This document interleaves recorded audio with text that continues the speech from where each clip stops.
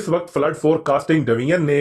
मुख्तलिफ इजला के deputy commissioners और मुख्तलिफ डिवीजन के कमिश्नर्स को मरासला जारी कर दिया है कि वो इंतजाम फौरी तौर पर मुकम्मल करें। कमिश्नर लाहौर, साहिवाल, मुल्तान, बहावलपुर, जबकि डिप्टी कमिश्नर कसूर, ओकाड़ा, पाकपतन, विहाड़ी, बहावलनगर, लोधरा, मुल्तान और बहावलपुर को ये मरासला जारी किया गया है। बताया जा रहा है कि भारत के अंदर 2 डैम से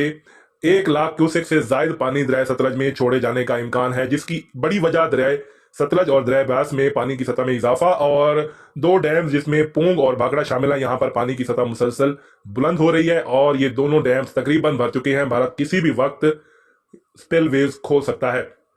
इसके साथ साथ दरिया ब्यास और दरिया सतलज के अपर कैचमेंट्स में आइंदा चंद रोज के दौरान तूफानी बारिशों का खतरा भी मौजूद है।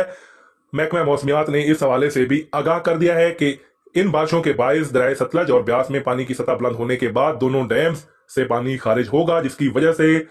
गंडा सिंह वाला पर डाउन स्ट्रीम पानी में इजाफा हो सकता है।